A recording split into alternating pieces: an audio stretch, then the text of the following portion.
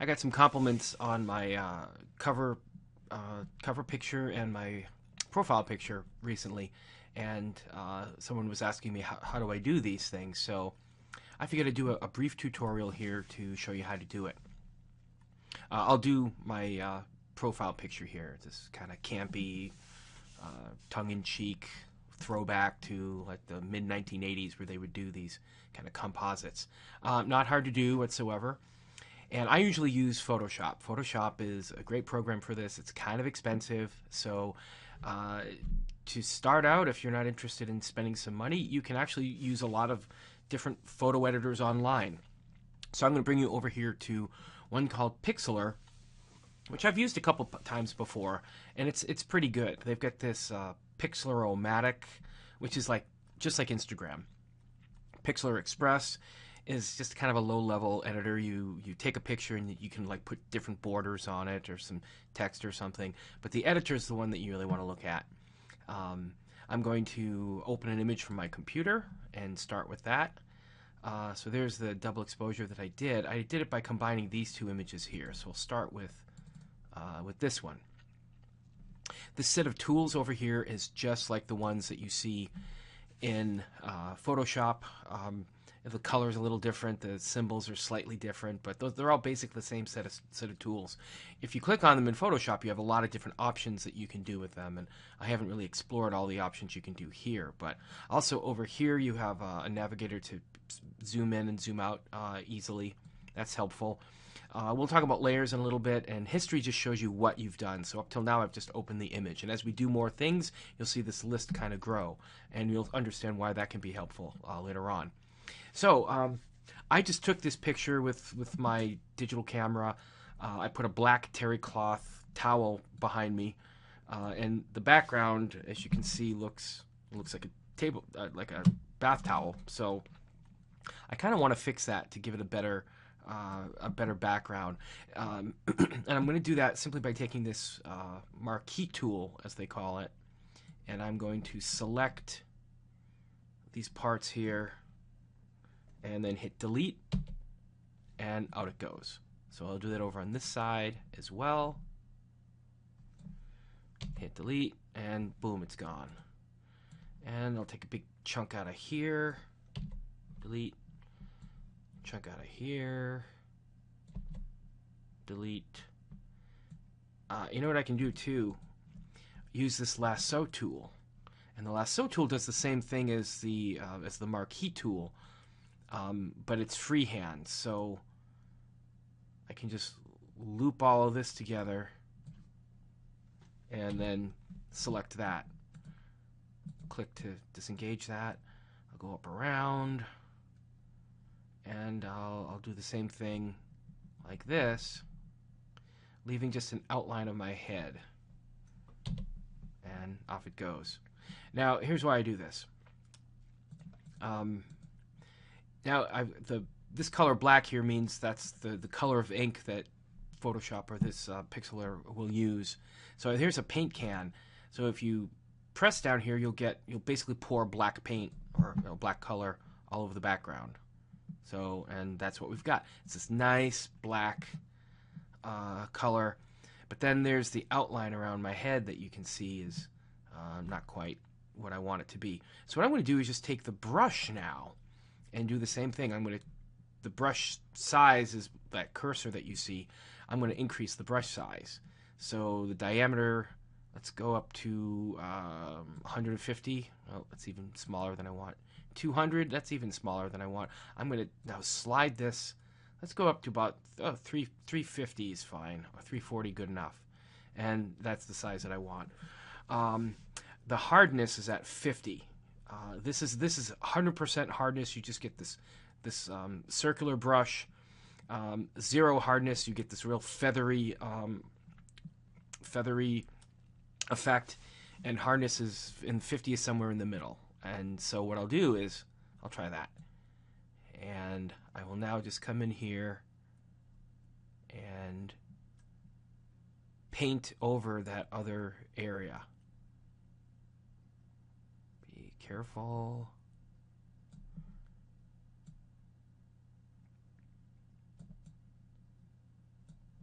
So now it doesn't look like I've got a bath towel behind me. It looks a lot more professional. Now, if I had done this on a white background, that would have shown through. Oh, now I made a mistake. This is why we look at the history. I had clicked while I was doing this, so I go back to a previous state, and I have to do it over, but at least I can redo my mistake. You can also hit Control Z, and that undoes what your last operation was. So there we have it. Now we have a nice little portrait. So let's add in the other photo. Under Edit, I'm going to go under File, go to Open Image, and now I'll go to this 3/4 profile. And what I'm going to have to do is cut it and paste it. Now it's looking the other way. I want it to look opposite that. So what I'm going to do is select it with the marquee tool. Well, I want to get more of this color in. There, so it's selected, and before I cut it and paste it, I'm going to go to under Image. I'm going to flip Canvas horizontal. I guess I'm going to have to select it again, but that's okay. So now it's looking the other way, and I'll select it. I'm going to go under Copy, Control C, and put this aside. Go back to this one, and I'll go to Edit and paste it, or Control V, and there it is. Now I hit this tool here is like a select tool. And I can move this around. Now notice this is on a different layer. The background layer is the original photo, and this layer, every time you import something else, it gets stuck on its own layer. So you can move it around. If I don't want to see it anymore, I can hit this check mark, and now it's invisible. It's still there, but and the blue highlight on that layer means I would be editing it. If I want to do something on this background layer, I would have to click down here, and now if I wanted to erase something, for example, take the eraser and make a somewhat bigger. Now I can start erasing things. Okay. If I don't want to do that, then I'll just hit Control Z and it goes back. All right. Now if I turn that layer on again, if I want to turn off the background layer, it's locked here. See, so if I double click it, let's see again. Click the lock. Okay, now it goes back to this this box with the check. And if I uncheck that, the bottom layer is going to disappear. Boom.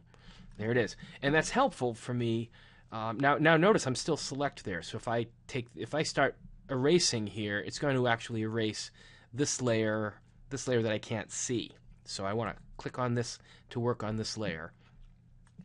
And now instead of adding with the paintbrush, I'm going to erase. Now that's a hard edge right there, but I think I want to bump the hardness down again to about 50% or so. And there you can see it's kind of feathered.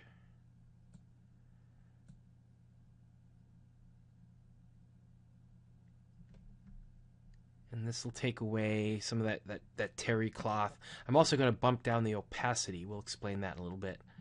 And that will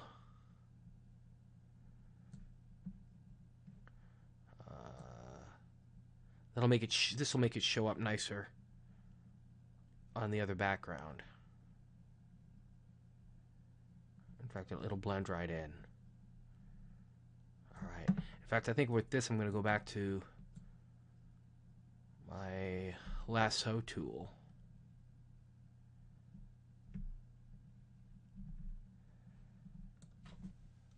And get rid of that. I'm going to do the same thing over here.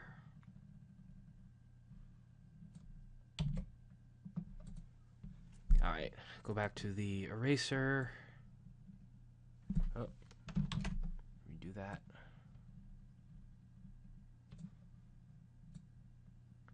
Clean this up over here. And now I'm going to rub out down here mostly.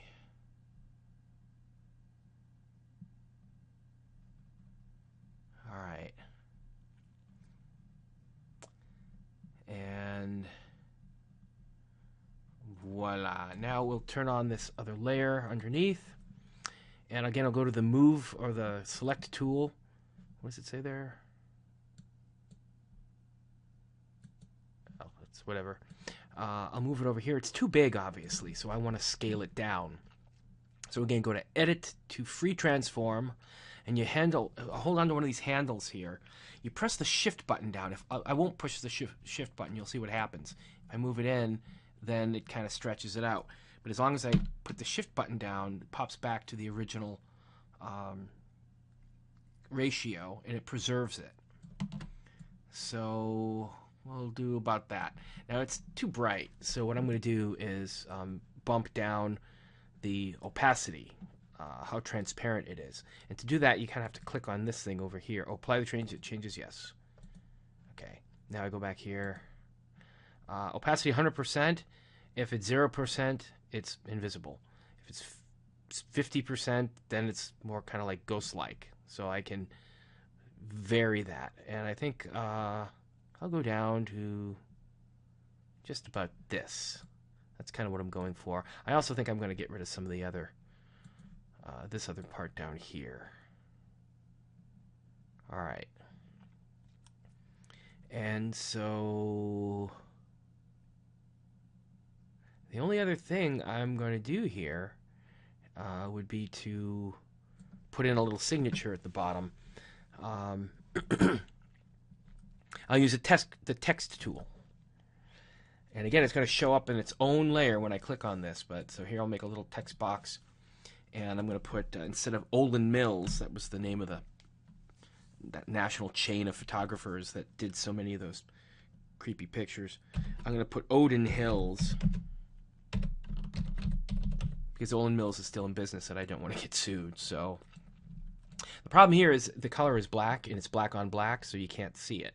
So I'm going to go and switch this color up on the color wheel to white and hit OK. And now you can see it. Now it's also too small. So let's slide that up.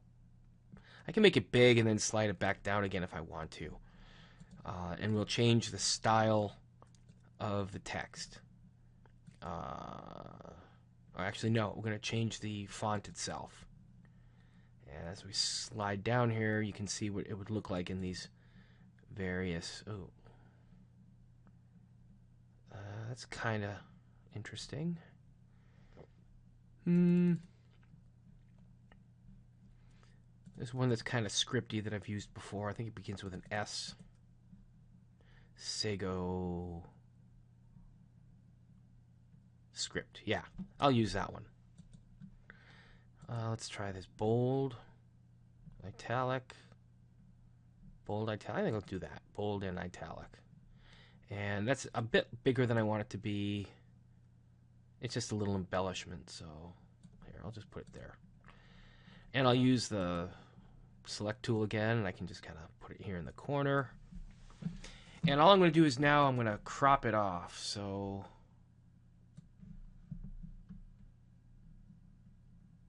that looks about right. And now I'll go under Image, Crop. Boom. There you have it. Maybe I need to go back to this layer. I think I need to fix this. Yeah. There we go.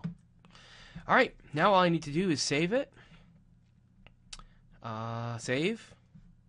And I'm going to put A1 portrait.